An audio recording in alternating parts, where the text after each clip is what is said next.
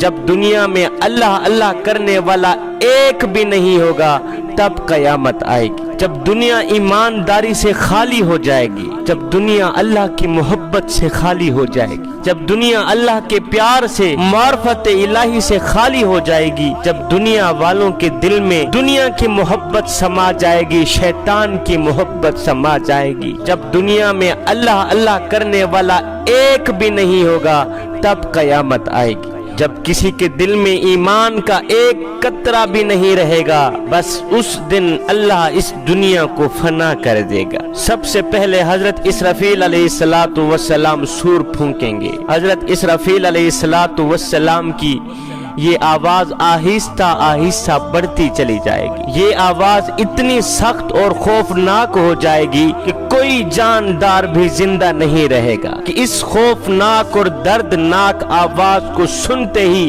کوئی جاندار چیز زندہ نہیں رہے گی، کوئی جاندار اشیاء زندہ نہیں رہے گی۔ ایک دم زمین ٹوٹ پڑے گی، آسمان پھٹ جائے گا۔ اسرافیل علیہ السلام کی یہ خوفناک آواز سنتے ہی پہاڑ پتوں کی طرح اڑنے لگیں گے۔ جوانو، اس دن سوائے اللہ کی ذات کے ہر چیز فنا ہو جائے گی، ہر چیز تباہ و برباد ہو جائے گی۔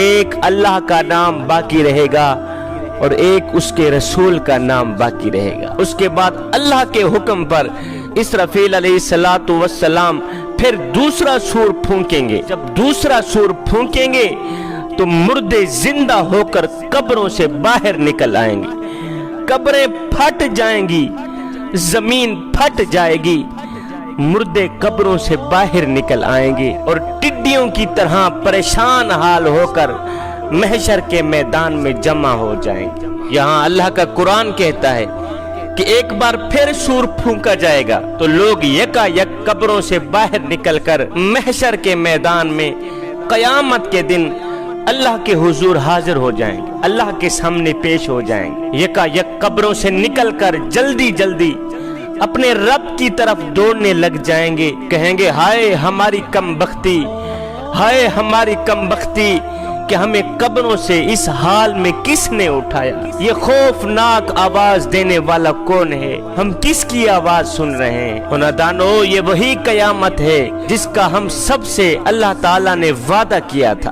اللہ کے نبی سچ فرمایا کرتے تھے کہ بس ایک زوردار آواز آئے گی جس سے سب لوگ جمع ہو کر اللہ کے حضور حاضر ہو جائیں گے۔ پھر میرے اللہ نے دوسری جگہ ارشاد فرمایا اذا السماء انفطرت وَإِذَا الْكَوَاكِبُ انتَثَرَتْ وَإِذَا الْبِحَارُ فُجِّرَتْ وَإِذَا الْقُبُورُ بُعْثِرَتْ عَلِمَتْ نَفْسٌ مَا قَدَّمَتْ وَأَخَّرَتْ۔ اور جب آسمان پھٹ جائیں گے، جب ستارے بکھر جائیں گے، جب زمین پھٹ جائے گی، جب قبروں کے تمام مردہ لوگ زندہ اٹھائے جائیں گے، آج ہر نفس یہ جان لے گا جو اس نے آگے بھیجا ہے اور جو کچھ پیچھے چھوڑا ہے۔ آج ہر شخص یہ جان لے گا، ہائے پگھلے ہوئے تانبے کی طرح آسمان کے نیچے ہر آدمی کا حساب و کتاب ہوگا۔ کسی نے ذرہ برابر بھی نیکی کی ہوگی تو اس کے سامنے آ جائے گی۔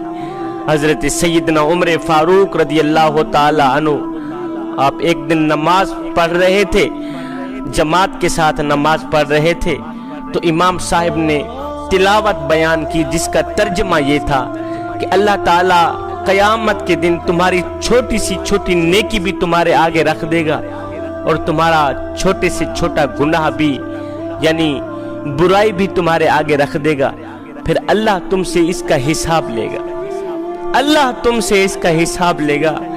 ہے یہ آیت سن کر سیدنا عمر فاروق رضی اللہ تعالی عنہ نماز کے دوران ہی آپ کی چیخ نکل گئی، آپ روتے ہوئے زمین پہ گرے، بے ہوش ہو گئے۔ کافی دیر بعد جب آپ کو ہوش آئی تو سیدنا عمر فاروق رضی اللہ تعالی عنہ نے دونوں ہاتھ اٹھائے، عرض کیو میرے کریم رب، تو قیامت کے دن چھوٹی سی چھوٹی نیکی کا حساب لے گا، تو قیامت کے دن چھوٹی سی چھوٹی برائی کا بھی حساب لے گا۔ ہائے عمر تو ایک پل کا حساب دینے کی طاقت بھی نہیں رکھتا، میرے مالک عمر تو ایک पल का हिसाब भी नहीं दे सकता, तो कयामत के दिन छोटी सी छोटी गलती का भी हिसाब लेगा। अल्लाह अकबर। जवानों, कयामत के दिन छोटी सी छोटी नेकी भी तुम्हारे आगे रख दी जाएगी, तुम्हारी छोटी सी छोटी गलती भी तुम्हारे आगे रख दी, फिर अल्लाह तुमसे इसका हिसाब लेगा। अल्लाह अकबर। वो दिन कितना हौलनाक दिन होगा, वो दिन कितना खतरनाक दिन होगा, जब अल्लाह तुम्हारी छोटी सी छोटी गलती का भी तुमसे हिसाब लेगा। हजरत सैयदना इमाम हसन रदी अल्लाह ताला अन्हु, आप जब भी मस्जिद में आते तो इतना रोते, ज़ारो कतार रोया करते थे, खून के आंसू रोया करते थे। एक दिन किसी ने पूछ लिया, हजरत आप जब मस्जिद में आते हैं तो आप ज़ारो कतार क्यों रोते? आपने फरमाया, मियाँ अल्लाह के घर में आकर रोता इसलिए हूँ कि अल्लाह के घर में आके अपने मालिक को कहता हूँ, मालिक हसन तो दुनिया में तुझे मुंह दिखाने के काबिल नहीं, कयामत के दिन तुझे मुंह किस तरह दिखा सकेगा? कयामत के दिन तेरा चेहरा किस तरह देख सकेगा, तेरे सामने किस तरह आ सकेगा? हसन तो दुनिया में तुझे मुंह दिखाने के काबिल। इतनी खाशियत, इतना खुदा का खौफ। जवानों, उस लम्हे को याद करो, उस वक़्त को याद करो जब कयामत के दिन छोटी सी छोटी नेकी भी तुम्हारे सामने रख दी जाएगी और छोटे से छोटा गुनाह भी, छोटी सी छोटी गलती भी तुम्हारे आगे रख दी जाएगी। फिर अल्लाह तुमसे इसका हिसाब लेगा। कयामत के दिन अल्लाह पूछेगा, मेरे नौजवान बता तो सही, आज तू कौन से जज्बात लेकर मेरे पास आया?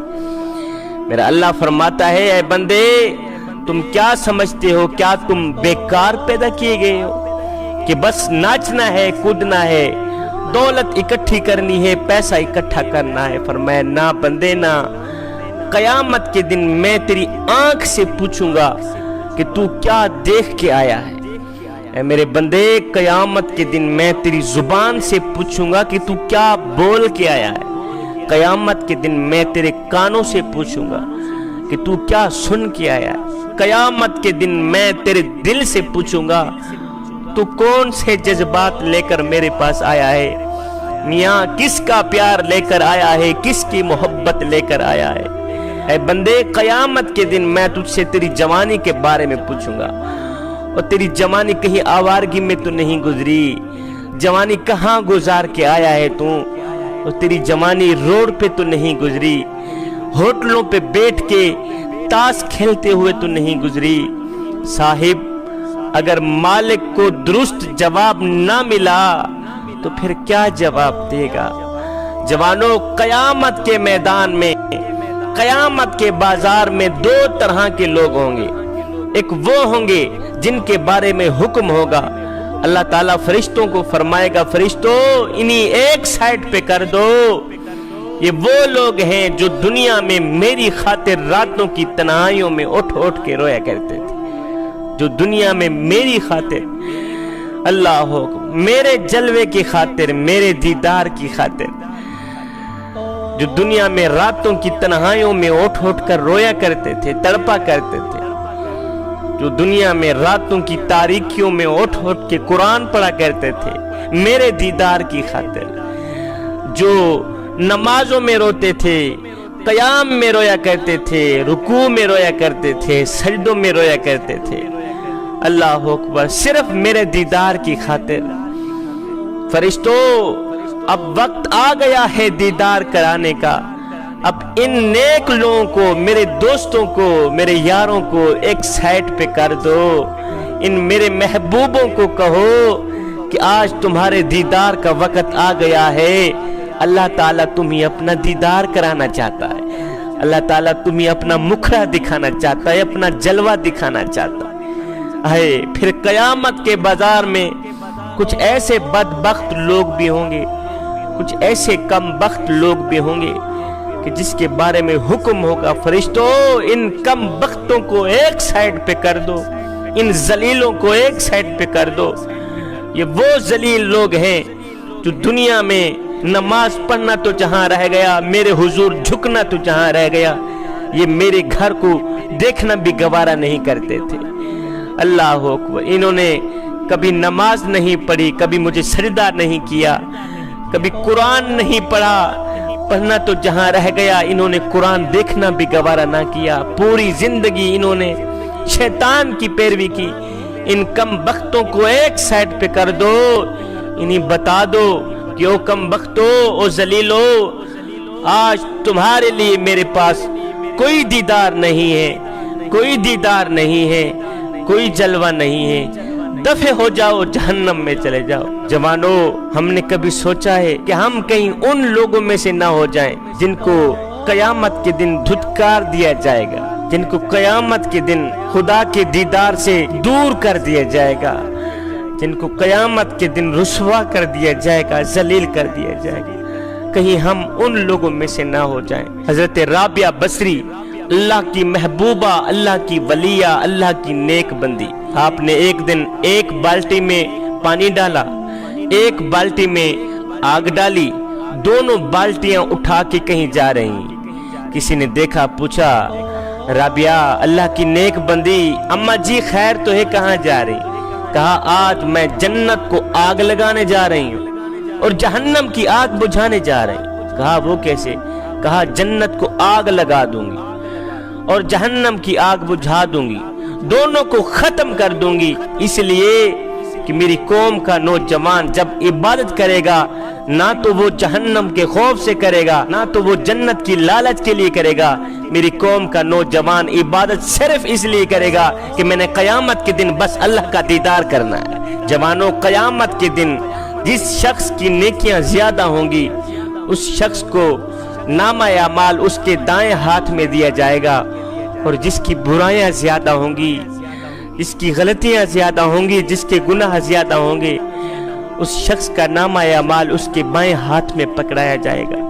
بس جن کے دائیں ہاتھ میں نامہ اعمال ہوگا وہ خوش قسمت انسان ہوگے، اور جن کے بائیں ہاتھ میں نامہ اعمال دیا جائے گا وہ بدبخت لوگ ہوں گے۔ بس جس کا نامہ اعمال بائیں ہاتھ میں دیا جائے گا تو وہ کم بخت لوگ ہائے ہائے کرتے، ہائے ہائے کی پکار پکارتے جہنم میں چلے جائیں گے۔ جب حساب و کتاب ختم ہو جائے گا تو دوزخ والے دوزخ میں چلے جائیں گے، جہاں وہ ہمیشہ ہمیشہ رہیں گے، اور جنت والے جنت میں چلے جائیں گے، جہاں وہ ہمیشہ ہمیشہ رہیں گے، پھر کبھی انہیں موت نہیں آئے گی۔ قیامت کے دن کچھ لوگ اللہ تعالیٰ کے سامنے اپنی امیری اور غریبی کا عذر پیش کریں گے۔ جب یہ عذر پیش کریں گے تو میرا اللہ اپنے نیک، متقی، پرہیزگار اور محبوب بندوں کو بلائے گا، اور یہ گنہگار لوگ اپنی ان وجوہات کا جواب دیں گے۔ قیامت کے دن اللہ تعالیٰ امیر لوگوں سے پوچھے گا کہ تم نے میری بندگی کیوں نہ کی، تم نے میری عبادت کیوں نہ کی؟ میں نے تمہیں پیسہ دیا تھا، دولت دی تھی، عزت دی تھی، شہرت دی تھی، ان کے باوجود بھی تم نے مجھے فراموش کر دیا اور تم نے مجھے بھلا دیا۔ تم نے میری عبادت کیوں نہ کی، میری بندگی کیوں نہ کی؟ اللہ تعالیٰ کا یہ سوال سن کر امیر لوگ جواب دیں گے کہ یا باری تعالیٰ، تیری دولت نے ہمیں مصروف کر رکھا تھا، دولت نے ہمیں مصروف کر رکھا تھا، اس لیے ہم تیری عبادت نہ کر سکے، اس لیے ہم تیری بندگی نہ کر سکے۔ یہ سن کر اللہ تعالیٰ حضرت سیدنا سلیمان علیہ السلام کو بلائیں گے، انہیں کہیں گے کہ دیکھو سلیمان علیہ السلام کو، ان کو میں نے پیسہ دیا تھا، عزت دی تھی، شہرت دی تھی، دولت دی تھی، ان سب کے باوجود بھی سلیمان علیہ السلام نے کبھی میری نافرمانی نہیں کی، میری بندگی کرتے رہے، میری عبادت کرتے رہے۔ ان کے پاس حکومت تھی، پیسہ تھا، دولت تھی،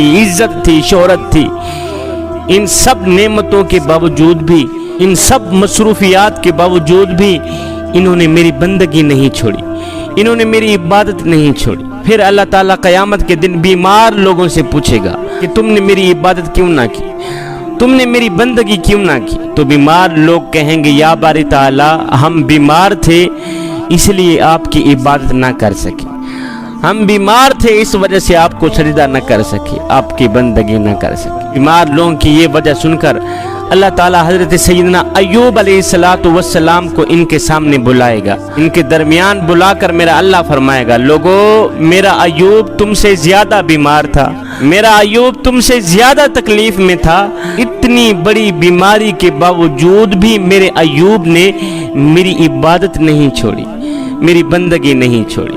پھر میرا اللہ تعالیٰ غلام سے پوچھے گا کہ تم نے میری عبادت کیوں نہ کی، تم نے میری بندگی کیوں نہ کی؟ غلام کہے گا یا باری تعالیٰ میں آزاد نہ تھا، اس وجہ سے آپ کو سجدہ نہ کر سکا، میں آزاد نہیں تھا، میں پنجرے میں بند تھا، اسی وجہ سے آپ کی عبادت نہیں کر سکا، آپ کی بندگی نہیں کر سکا۔ یہ سن کر اللہ تعالیٰ حضرت سیدنا یوسف علیہ الصلوۃ والسلام کو ان کے درمیان بلائے گا، فرمائے گا میرا یوسف بھی تو غلام تھا، غلامی اور مجبوری کے باوجود بھی یوسف نے میری نماز نہیں چھوڑی، میرے یوسف نے میری بندگی نہیں چھوڑی، میرے یوسف نے میری عبادت نہیں چھوڑی۔ پھر اللہ تعالیٰ غریب لوگوں کو بلائے گا، بلا کر پوچھے گا ہاں جی تم نے میری عبادت کیوں نہ کی، تم نے میری بندگی کیوں نہ کی؟ وہ کہیں گے جی ہم غریب لوگ تھے، غربت کی وجہ سے آپ کو سجدہ نہ کر پائے۔ تو میرا اللہ تعالیٰ حضرت سیدنا عیسیٰ علیہ الصلوۃ والسلام کو ان کے درمیان کھڑا کر دے گا، فرمائے گا ان کے پاس بھی تو کچھ نہیں تھا، ان کا تو اپنا مکان ہی نہیں تھا، اپنا گھر ہی نہیں تھا، اپنا در ہی نہیں تھا، ان سب مجبوریوں کے باوجود بھی، اس غربت کے باوجود بھی میرے عیسیٰ نے میرے حکموں کو نہیں توڑا، عیسیٰ نے میری بندگی نہیں چھوڑی، میری عبادت نہیں چھوڑی۔ اب یہ چاروں قسم کے لوگ ناکام اور لاجواب ہو جائیں گے، محشر کا میدان ہوگا، یہ چاروں قسم کے لوگ ناکام اور لاجواب ہو جائیں گے۔ جب یہ لاجواب ہو جائیں گے تو اللہ کی طرف سے حکم ہوگا کہ ان سب کو جہنم میں پھینک دیا جائے، ان سب کو جہنم میں ڈال دو۔ جوانوں اس دنیا میں ہم مسافروں کی طرح ہیں، پہلے ہماری روح عالم ارواح میں تھی، پھر ماں کے پیٹ میں، پھر دنیا میں، پھر یہاں سے قبر میں چلی جائیں گی، قبر سے ہو کر پھر محشر میں بالا آخر جنت میں قیام کرے گی یا جہنم میں جائیں گی۔